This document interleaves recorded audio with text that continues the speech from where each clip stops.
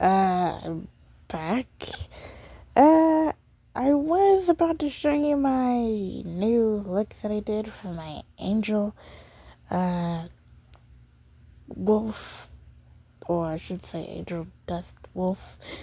Uh, I couldn't record. I don't know why. I don't know what happened, but I couldn't record and stuff. So that was a pickle.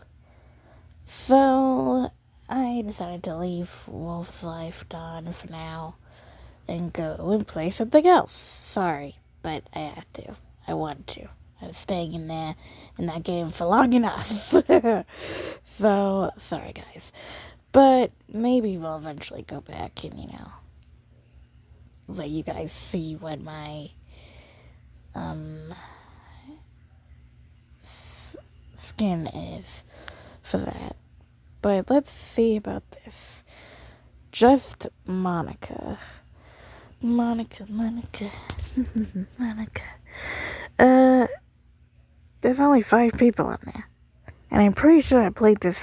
Well, I haven't played this game before, but I remember viewing it before. If you guys remember in our past, Roblox videos. Description. Every day, I imagine a future where I can be with you. In my hand is a pen that will write a poem of me and you. The ink flows down into a dark puddle. Just move your hand right the way into his heart.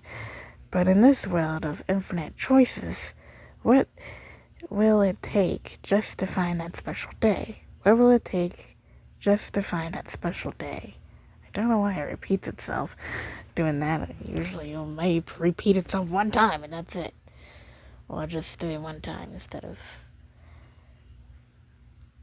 another time. Anyways, let's see what this game is. Play music. Okay, looks like we've spawned into a class. Oh, what the heck? Oh! I thought this was just a Roblox player. This is actually Monika. Hi, Monika, you're just gonna... Oh my gosh. I think this NPC, aka Monika, is running around with me. Open console. AI console. Monika's poetry. Fact of the day. T.S. Elliot's ashes are buried in the village he wrote about. East Coca. I don't know what that says. I don't know why Monika's following us. Leave classroom? Yeah, oh, of course, Monika's coming with me. Alright, I'm guessing this is the library. Oh! Whoa! Oh gosh. Okay. Alright. The library's a bit cramped up, my goodness. Literature club. Oh, read book. Whoa! What in the world? We got a badge. 1 out of 104 pages! Oh my gosh! This person have wrote a whole story! Portrait of Markov. Chapter 1, The Return. The rain drummed against the windshield as Maya pressed her face to the passenger window, watching unfamiliar suburbs blur past in streaks of gray and amber. Her foster mother, Linda, gripped the steering wheel with white knuckles, navigating through the storm toward a house Maya had never seen, but would somehow have to call home. She's excited to see you, Linda said, for the 3rd time in 20 minutes, her voice carrying that force that cheerfulness adults used when they were trying to convince themselves as much as you. Elena's has been preparing for weeks. Maya nodded, without turning away from the window. At 17, she learned that responding to these well-meaning lies only prolonged the discomfort for everyone involved. The truth was simpler and more complicated. Elena Markov. Don't know why I said Markov like that. Elena Markov was her half sister, 8 years older, and they'd spoken exactly twice since their father's death 3 years ago. Both conversations had lasted less than 5 minutes. The GPS announced their arrival in a mechanical voice that somehow managed to sound apologetic. Linda pulled into the driveway of a modest two-story house with blue shutters and an overgrown garden that suggested either artistic neglect or simple abandonment. A single light glowed in an upstairs window, casting everything else into deeper shadow. Well, Linda said, cutting the engine, here we are. Maya turned. Maya. Yeesh. Maya shouldered her backpack. Everything she owned fit into two duffel bags, a backpack, and followed Linda up the front steps. Before they could knock, the door opened, revealing a woman who looked like Maya might in 8 years if she'd been hollowed out and reassembled slightly wrong.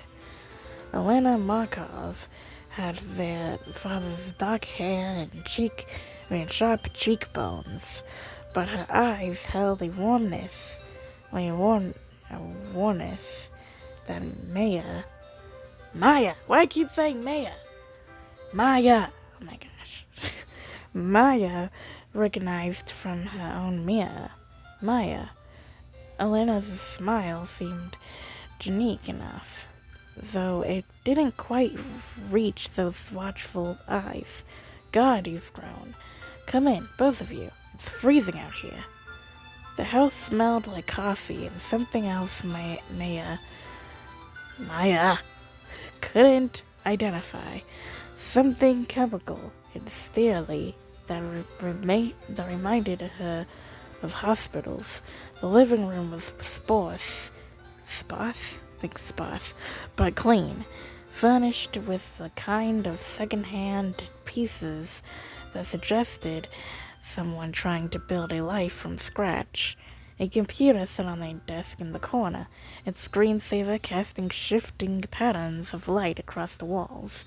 Linda handed the official paperwork with the efficiency of someone who'd done this too many times. Elena signed where it indicated, and just like that, Maya's custody finally transferred from the state to a sister who was barely more than a stranger. I'll let you two get acquainted, Linda said, gathering up us. She hugged Maya, briefly, whispering, call if you need anything, before disappearing back into the storm. Elena closed the door and leaned against it, studying Maya with an expression that was part curiosity, part assessment. So, she said finally, this is weird, right? Maya almost smiled. Extremely weird. Good. I was worried I was the only one feeling it. Elena pushed off from the door. Are you hungry? I made dinner, but I wasn't sure when you'd get here, so it's probably cold by now. I'm okay. Maya looked around the room again, taking in details. There are no photographs anywhere. No personal touches that might reveal who Elena Markov actually was. The computer screen showed a complex pattern of numbers and symbols that looked like code. What do you do? For work, I mean.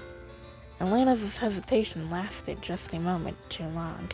Consulting computer stuff, nothing exciting. She gestured toward the stairs. Want to see your room? The bedroom was small but private, with a view of the backyard through the rain-streaked windows. Elena has clearly made an effort. There were new sheets on the bed, a small desk, even a few books on the nightstand. Maya set down her bags and tried to think of something appropriate to say. "Thank you," she managed, "for this, taking me in." Elena shrugged. "We're family. That has to count for something, right?" Maya nodded, though she wasn't sure she believed it. In her experience, family was just another word for people who had the power to hurt you most. "I worked from home mostly," Elena continued, "so I'll be around if you need anything. There's a high school about 10 minutes away, Riverside. I already got you enrolled. You start Monday." "Okay." Maya sat down on the edge of the bed, testing the mattress. "Elena, why didn't we... after Dad died. It's complicated." Elena's expression shuddered. "I was in a difficult situation then. I couldn't care of anyone else, barely could take care of myself. But things are different now."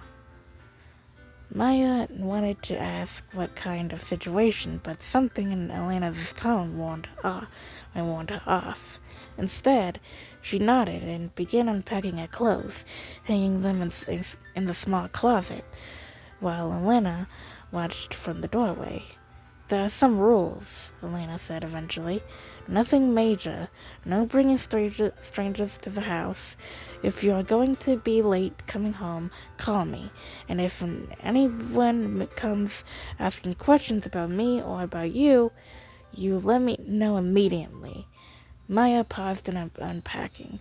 "What kind of questions?" "Any kind." Elena's voice was carefully natural. "I've had some problems with identity thief, credit card fraud, that sort of thing. So if anyone claims to know me or wants information about our family, just be careful." It was a responsible enough explanation, but something about the way Elena delivered it made Maya's skin prickle. She folded a sweater and packed it in the drawer, buying time to think.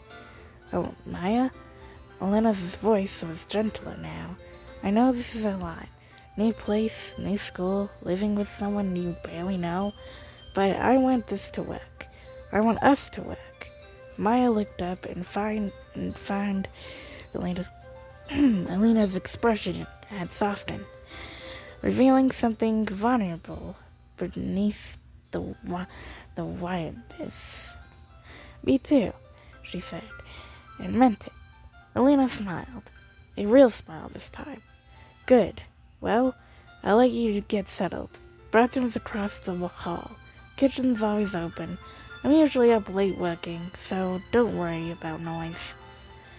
After Elena left, Maya finished unpacking in silence, listening to the storm outside and the soft sounds of her sister moving around downstairs. By the time she crawled into bed, the rain had softened at a steady patter against the windows, and she could hear Elena typing at a computer, a rhythmic sound that was somehow comforting. Maybe this wouldn't be so bad, Maya thought, as she drifted toward sleep. Maybe for once she landed somewhere she could actually belong. She had no way of knowing that downstairs Elena was encrypting files and deleting browser histories, or that consulting work, quote, involved accessing databases that officially didn't exist. She couldn't see Elena pause in her typing to check the locks on all the doors, or notice the way her sister's eye kept flicking to the windows, watching for movement in the windows between the houses. Maya slept peacefully that first night, dreaming of finally having a family again, But Elena lay awake until dawn, watching the street through a gap in the curtains, and wondering if bringing Maya here had been an act of love or the most selfish thing she'd ever done. Chapter 2, Riverside High. Monday morning arrived, gray and bitter, with the kind of cold that seemed to seep through windows and walls to settle in your bones. Maya stood in front of her bedroom mirror, trying to decide if she looked more like someone trying too hard or someone who'd given up entirely. The clothes Elena had brought her over the weekend were nicer than anything she'd owned in foster care, but they felt like a costume for a role she wasn't sure she knew how to play. Elena knocked on the doorframe. Ready? As ready as anyone can be for social destruction, Maya muttered, shouldering her new backpack. Elena's laugh was understanding. High school's temporary. Everyone else is what matters. Oh, everything else is what matters. They drove through the awakening suburb in Elena's spattered Honda, past houses while families were beginning their Monday routines. Maya watched a mother helping a small child into a car seat and felt that familiar twist of longing and resentment that came from seeing the kind of normal she never quite managed to achieve. Riverside High, don't know why I said high like that. Riverside High looked like every high school in every movie. Red brick, wide steps, groups of students clustered around the entrance in their designated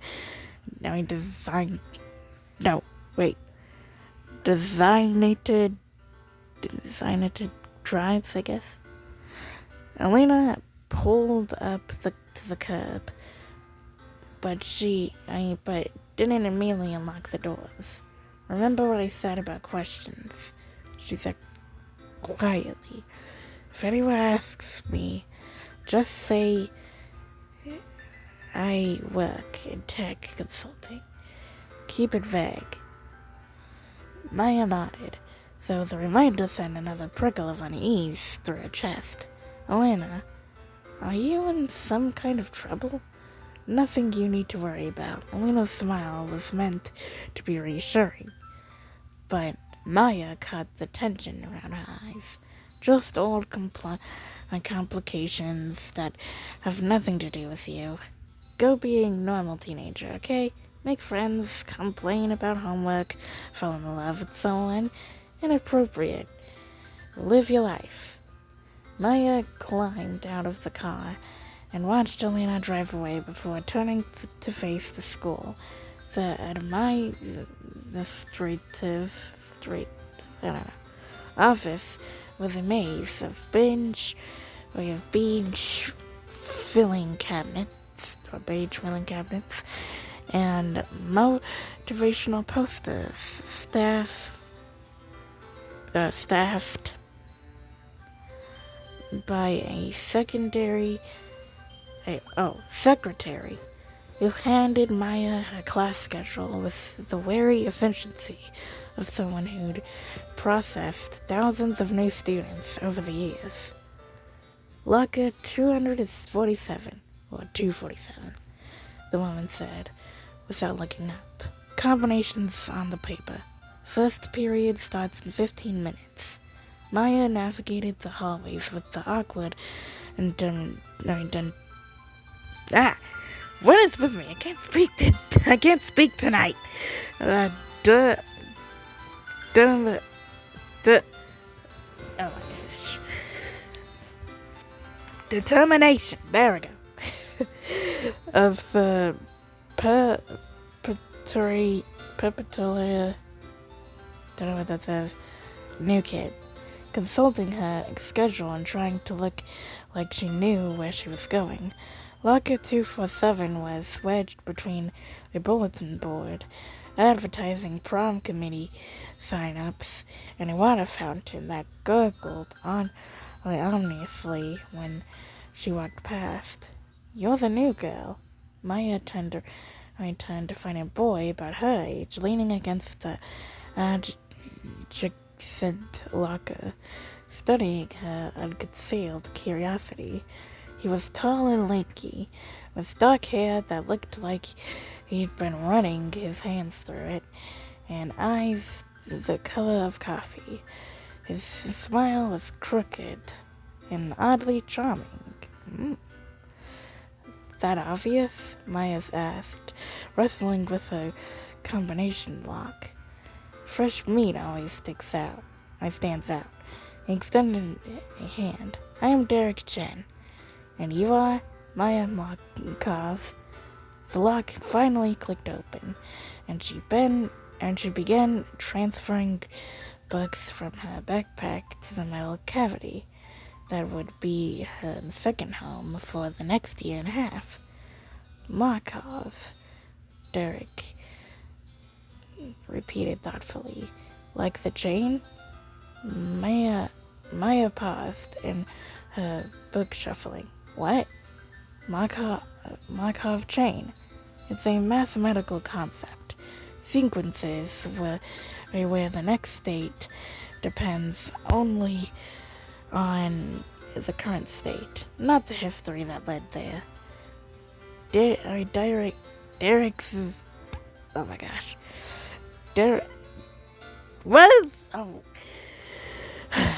What is wrong with me tonight? Derek's cheeks reddened slightly. "Sorry, I'm kind of a math nerd. It's probably just a coincidence." "Probably," Maya agreed, though something about the observation made her uncomfortable. She grabbed her first period textbook and closed the locker. "Well, I should get to class. What do you have first?" "AP Histories, Mr. Patterson." Derek's face lit up. "Same here. Come on, I'll show you the way." As they walked through the hallways, Derek kept up a steady stream of commentary about teachers, quiz, I don't know, and the complex social ecosystem of Riverside High. He pointed out the various territories, athletes by the trophy case, theater kids near the auditorium, academic overachievers clustered around the library entrance. "And over there," he said, gesturing toward the group of students, who seemed to exist in their own bubble of intense conversation, "are the conspiracy theorists. They think the cafeteria food is part of a government mind control experiment." Maya laughed despite herself. "Are they wrong? Have you tasted the meatloaf?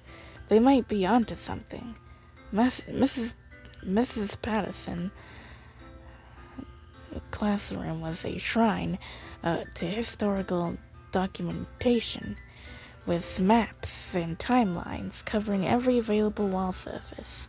The teacher herself was small, fierce woman who looked like she could reduce world leaders to tears with a single pointed question. She assigned Maya a seat in the third row and launched immediately into a discussion of the Cold War that assumed everyone had been paying attention for the past several weeks. Maya tried to take notes, but found herself distracted by Derek, who sat 2 seats and seemed to be simultaneously following the lecture and doodling elaborate geometric patterns in the margins of his notebook. When Mrs. Patterson called on him to explain the significance of the Berlin airlift, he answered without missing a beat. then went back to his drawings as if the two activities were equally important. After class, Derek caught up with her in the hallway. "So, what's your story?" he asked. "Transfer, student, military, family, witness protection? Something like that." Maya consulted his schedule. "Where's room 142? "Science wing. I'll walk you." Derek fell into a step uh, beside her. "You don't talk much, do you?" I don't have much to say." "I doubt that. Everyone has something to say. They just don't always know how to say it." Derek glanced at her sideways. "Are you living with family here?" Maya hesitated. "My sister." "Cool. Older or younger?" "Older by 8 years. Big gap. Different dads?" The question was casual enough, but Maya felt that familiar defensiveness rise in her chest. "Why do you want to know?" Derek held up his hands in a gesture of surrender. "Sorry, I'm just naturally curious. It's a character flaw. My mom says I ask too many questions." They walked in silence for a moment before Maya relented. "Same dad, different mothers. We, wait. Maya nodded, surprised by his understanding. Most people either pried for more details or offered empty reassurances about how family was everything. Derek seemed content to let the subject rest, which made her want to tell him more. "What about you?" She asked as they reached the science wing. "Native or transplant? Born and raised in this suburban paradise. My parents moved here from San Francisco when I was 5 because they wanted good schools and a safe neighborhood." Derek's expression was weary. "Mission accomplished, I guess. Nothing exciting ever happens at Riverside." Maya was about to respond when she caught sight of a man standing near the main entrance, visible through the windows that ran along the hallway. He was middle-aged, wearing a dark suit that looked expensive out of place in the high school setting. What made her pause was the way he was scanning the students, his gaze methodical and searching. "Maya?" Derek followed her line of sight. "Everything okay?" The man in the suit had pulled out a phone and was speaking into it while continuing to watch the entrance. Maya told herself she was being paranoid. It was probably just a parent or a visiting administrator, but something about his presence made her skin crawl. "I should get to class," she said, backing away from the window. "Room 142 is right here." Derek pointed to a door just a few feet away. "Are you sure you're okay? You look like you've seen a ghost." Maya forced herself to focus on Derek's concerned face instead of the man outside. "I'm fine. Just new school nerves." Derek didn't look convinced, but he didn't push. "Well, if you need anything, directions, lunch companions, someone to explain why Mr. Rodriguez assigns so much chemistry homework, I'm usually around." "Thank you," Maya said, and meant it, really. She watched Derek disappear down the hallway before slipping into a chemistry class, choosing a seat near the back where she could keep an eye on the windows. Mr. Rodriguez was indeed assigning what seemed like an unreasonable amount of homework for a Monday. but Maya found it difficult to concentrate on the molecular structures when part of her attention was focused on the parking lot outside. The man in the suit was gone, but Maya couldn't shake the feeling that his presence hadn't been coincidental. Elena's warnings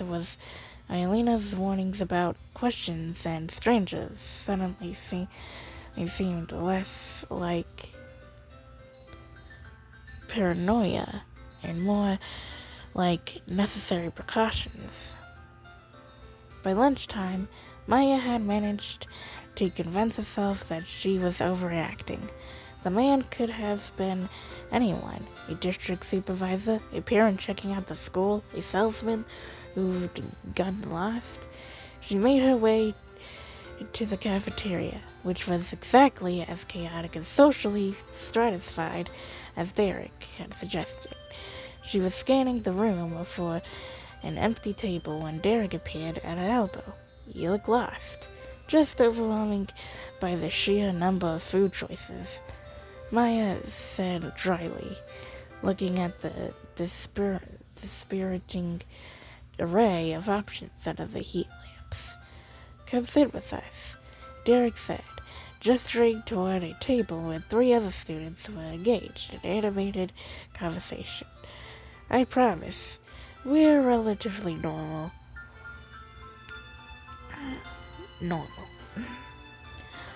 Maya followed him over, grateful for the invitation. Derek's friends turned out to be exactly the kind of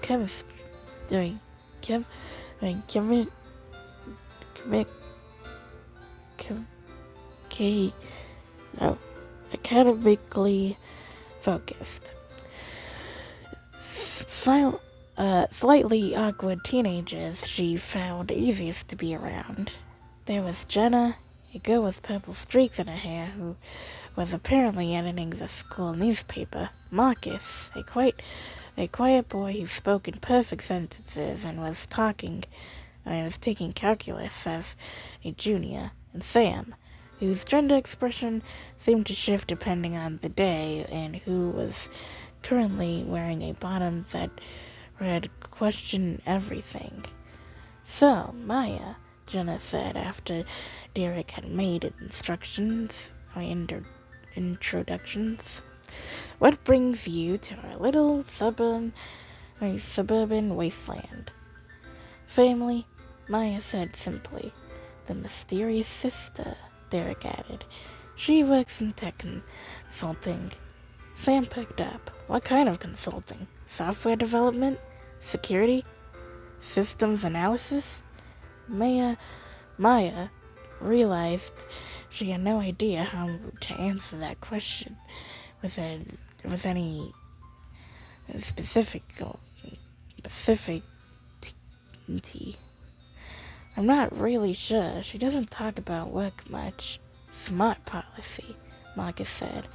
"Most tech work is either incredibly boring or legally questionable." Everyone laughed, but Maya felt that familiar unease stirring again. What exactly did Elena do all day at that computer? And why had she been so specific about not bringing strangers to the house or answering questions? Okay.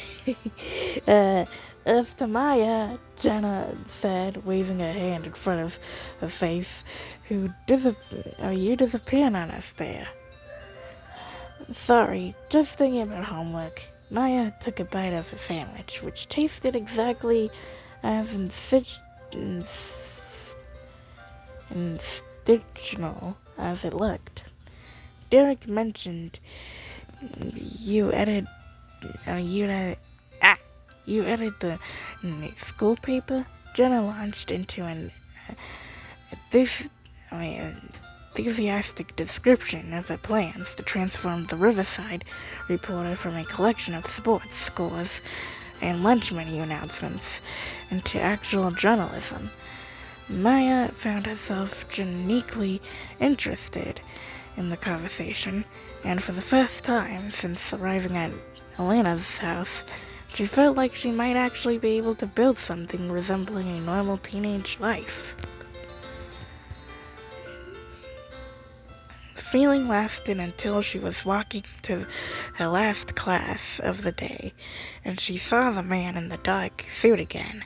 This time, he was standing by the student parking lot, still talking on the phone, still watching. Maya ducked into the nearest bathroom and pulled out her own phone, scrolling through her contacts until she found Elena's number. The call went straight to voicemail. Hi, you've reached Elena. Leave a message and I'll get back to you. Maya ended the call without leaving a message, her mind racing. Elena had said to call if there were any problems, but what exactly was the problem? A man in a suit standing in the public place was exactly threatening behavior, no matter how much it looked, how much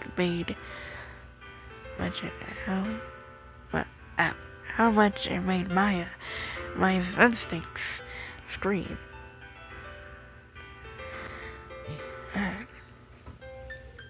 She stayed in the bathroom until the final bell rang, waiting for the hallways to fill with students heading home. When she finally emerged, the man was gone, but Maya found herself checking over her shoulder every few steps as she made her way to Elena's car.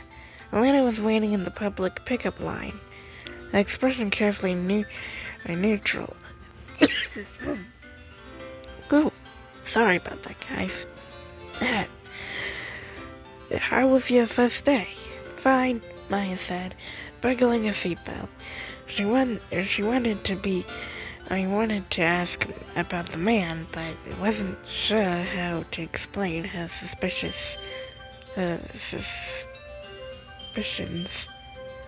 Yeah, that. Without sounding paranoid. Made some friends, the unusual new kid stuff. Elena nodded and pulled into traffic. Good, I'm glad it went well. They drove in silence for several blocks before Maya worked up the courage to speak. Elena, are we safe? I mean, living together? Is there anything I should be worried about? Elena's hands tightened on the steering wheel. Why do you ask? Just some of the things you've said about our bringing strangers around, about people asking questions. It makes me wonder if there's something you're not telling me. For a long moment, Elena didn't respond. Maya watched her sister's profile, noting the tension in her jaw and the way her eyes kept flicking to the rearview mirror. There are some people from my past who might not be happy that I've settled down, started building a life, Elena said finally. But that doesn't mean we're in danger. It just means we need to be careful. What kind of people? The kind it's better not to think about. Elena turned into the driveway, and cut the machine. Maya, I need you to trust me on this. Can you do that? Maya wanted to trust her sister. I wanted to believe that Elena would keep her safe, and that the normal life she'd been craving was actually possible. But she learned the hard way that the adults who asked for trust were often the ones least deserving of it. I'll try, she said, which was the most honest answer she could give. Elena's smile was grateful, and a little sad. That's all I can ask for. That night, Maya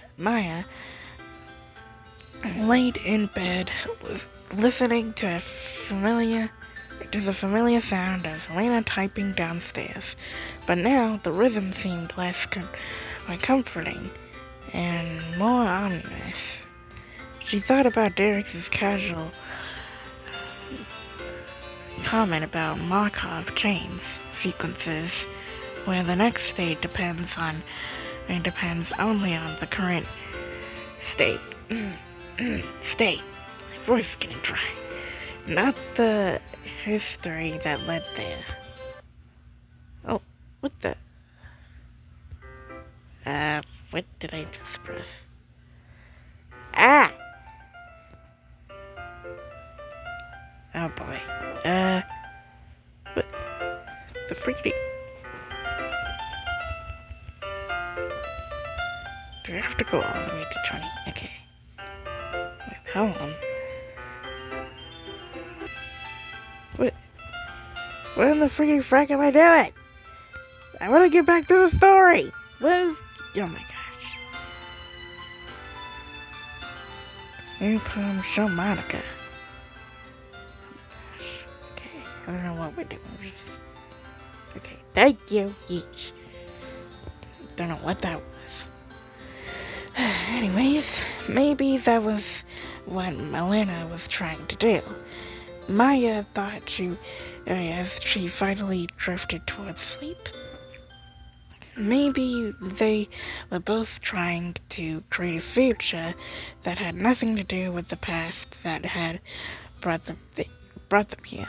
But as Elena had said, family was complicated, and Maya was beginning to suspect that some histories were too heavy to simply leave behind.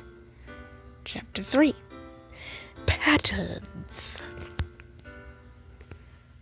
By the end of her first week at Riverside High, Maya had settled into something that resembled a routine. Morning coffee with Selena, who was invulnerably already dressed and working at a computer by the time Maya came downstairs. School, where Derek and his friends had adopted her with the casual generosity of teenagers who remembered what it felt like to be the outsider. Afternoons helping Elena grocery shop or do other mundane errands that felt like playing house in the best possible way. It was during one of these grocery trips that Maya first noticed they were being followed. She was pushing the cart through the produce section, debating the merits of different apple varieties, while Elena examined a display of winter squash when she caught a glimpse of a familiar figure in her peripheral vision. The man from the school, the one in the dark suit, was standing near the deli counter, ostensibly studying the selection of prepared salads, but clearly watching them. Maya's breath caught in her throat. She grabbed Elena's arm without thinking. "We need to go," she whispered urgently. "Oh, we need to go."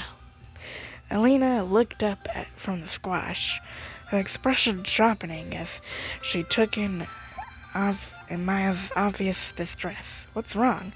"There's a man. He was at school on Monday, and now he's here. He's watching us." Elena's gaze swept the store with practiced efficiency. Maya saw the exact moment when she spotted the man.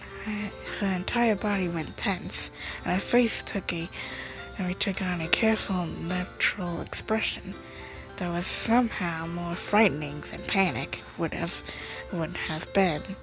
"Leave the cart." "Leave the cart," Elena said quietly. "Walk normally toward the exit. Don't look back." Maya's legs felt uneasy. They felt unsteady as they made their way through the store, past the checkout lanes, and out into the parking lot. Elena's hand was firm on her back, guiding her toward the car with an urgency that was barely concealed beneath a veneer of casual movement. "Get in," Elena said, unlocking the doors. "Buckle up." Maya had barely closed the door before Elena was reversing out of the parking space and heading for the exit. She drove with the kind of focused intensity that that suggested this wasn't her first time trying to lose someone, taking several seemingly random turns before finally pulling into the parking lot of a busy shopping center. Are you going to tell me what's going on? Maya asked when Elena finally cut the engine. Elena was quiet for a long moment, her hands still gripping the steering wheel. When she spoke, her voice was careful and measured. How much do you know about our father's work? Maya frowned. He was a researcher. Something to do with physiology,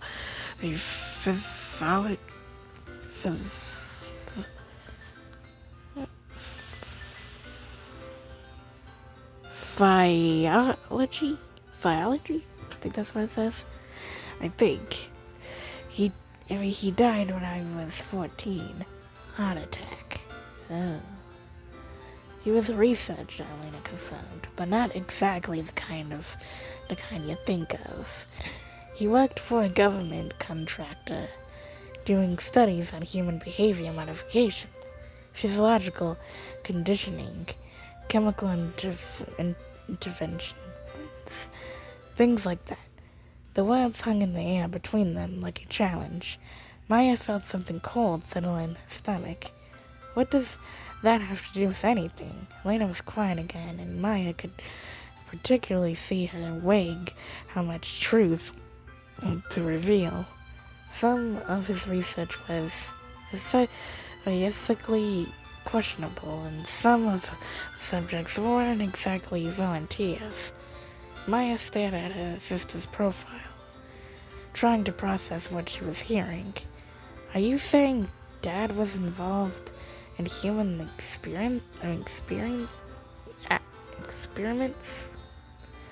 I'm saying the work he did had consequences that went beyond academic publications. Elena finally I turned to look at Maya directly, and some of those consequences are still playing out. The man in the store? Probably connected, yes. Maya felt the ground had shifted beneath her feet. Everything she thought she knew about her father, the few memories she had of him, the stories social workers had told her about his work, suddenly seemed suspect. Why didn't you tell me this before? Because I hoped it wouldn't matter. I thought enough time had passed that the people involved would have moved on, or Elena's voice trailed off. Or what? Maya's mind was racing, trying to fit this new information into the narrative of her life. How do you know all this about Dad's work? Elena's expression closed off. That's not important right now. What's important is that we need to be more careful. No more grocery shopping together. No more regular routines they can track. Maya's voice came out higher than she intended. How many people are we talking about? I don't know. Could be one person with a grudge. Could be an organization. The point is, until we know for sure, we assume the worst. Elena started the car again and pulled back into traffic. They drove home in silence, both lost in their own thoughts. Maya found herself studying every car that they passed, every pedestrian on the sidewalk, wondering if they were being watched. At home, Elena immediately went to her computer and began typing furiously. Maya hovered in the doorway of the living room, unsure whether she should stay or give her sister space to work. Maya, Elena said without looking up from the screen, I need you to do something for me. Okay. I need you to write down everything you remember about that man. Height, weight, hair color, any distinguishing features. and I need you to think carefully about whether you've seen him anywhere else, not just at school, but anywhere in the past week. Maya sank into the chair across Elena's desk and tried to focus. The man had been average height, maybe 5'10 or 5'11, dark hair, though she couldn't remember if it was brown or black. The suit had been tailored, expensive looking. There had been something about his posture that suggested military or law enforcement training. I think. Sorry, guys. I think I saw him on Tuesday, too, Maya said sedentary. At the coffee shop near school. I thought it was a coincidence. Elena's typing paused. What coffee shop? The one on Maple Street. I went there after school to do homework. Maya closed her eyes, trying to remember more details. He was sitting by the window, reading a newspaper, but I think he was watching me. Was he alone? I think so, but Maya opened her eyes to find Elena staring at her intently. How long had this been going on? Elena's expression was unreadable, longer than I hoped. That night, Elena installed additional locks on all the doors and showed Maya how to arm the security system she'd apparently had installed months ago. She also gave Maya a new cell phone to replace the basic model the state had provided. This one's encrypted, Elena explained. If you need to call me, use this phone, and if something happens, if you see that man again, or if anyone approaches you asking questions, you call me immediately. Don't wait. Don't try to handle it yourself. Maya turned around. Maya turned the phone over in her hands, noting its weight and the unfamiliar interface. Elena, are we in actual danger? Like physical danger?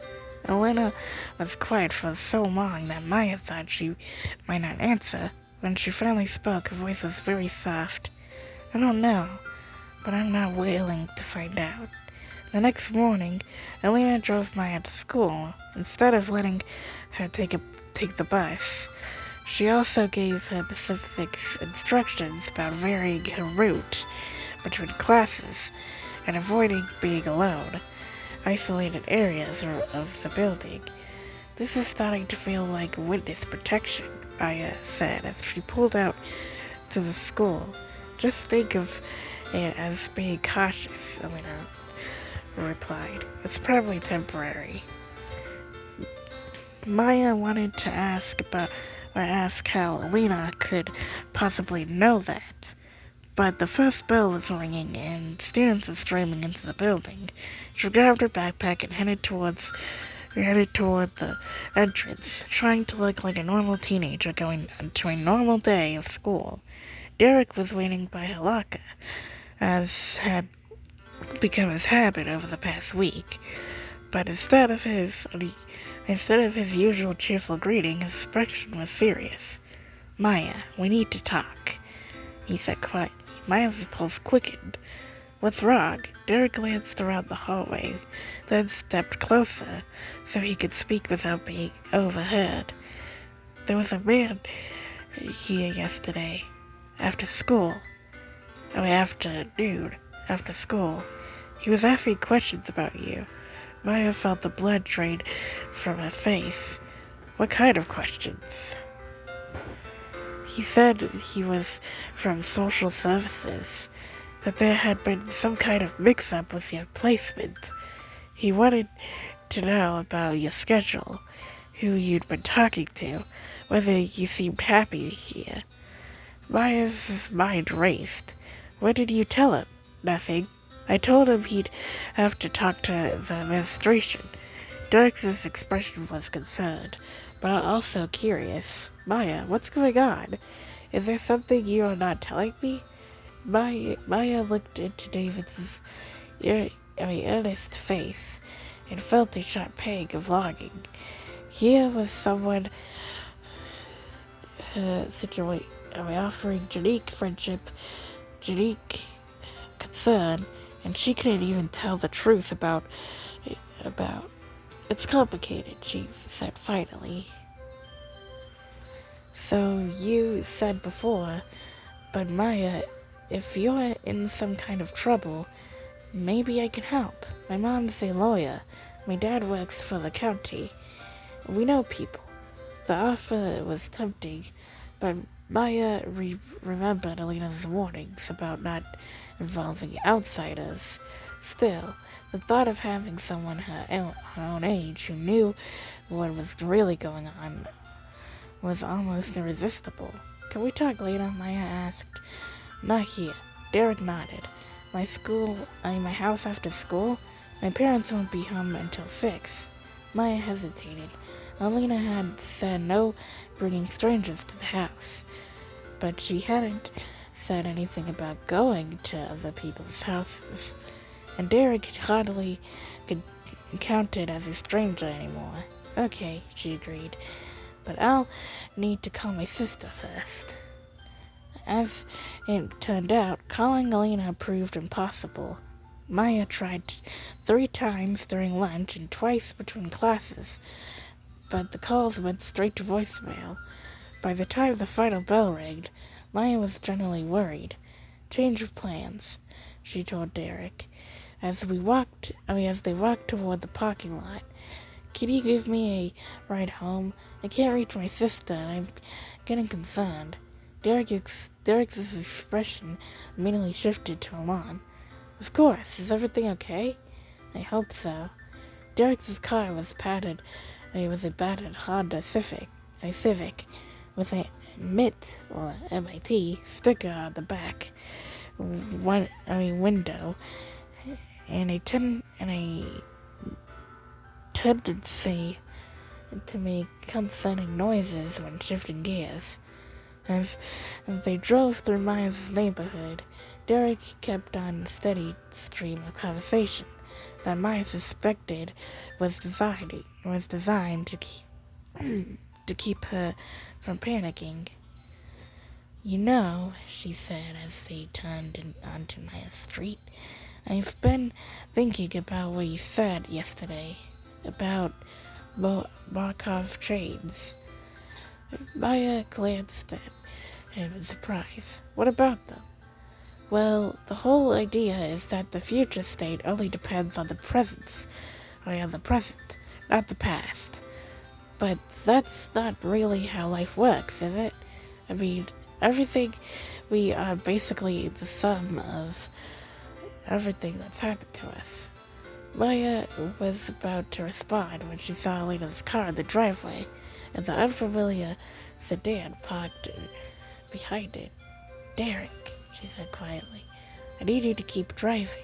What? Why? Don't stop. Don't slow down. Just drive past the house like we're going somewhere else. Derek, to his credit, followed her instructions without argument, though Maya could see him glancing at the house in his rearview mirror. Maya, what's going on? Maya's hands were shaking as she pulled out the unscripted phone Elena had given her. The call went straight to voicemail, just like the others. There's a car in my house that shouldn't be there, Maya said, surprised by how calm her voice sounded, and I can't reach my sister. Derek pulled over 3 blocks away and turned to face her fully. Okay, now you really need to tell me what's happening. This isn't normal teenage drama, is it?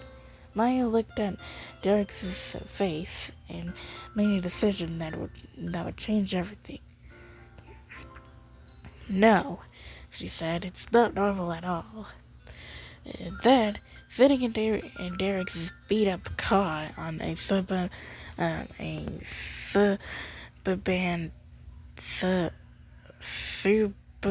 street, that looked like, suburban street that looked like every other suburban street in America.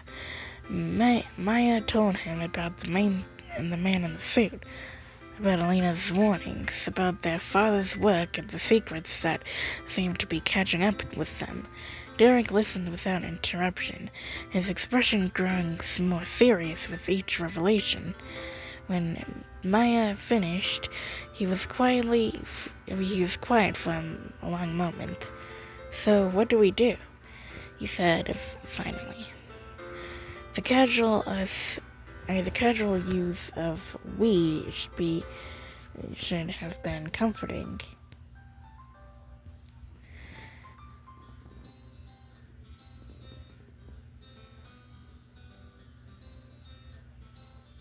Wait, did I skip that? Should have been covering. But instead, it filled Maya with dread involving Derek. She was violating every rule Elena had set, potentially putting him in danger and destroying any chance she might have had a normal teenage relationship.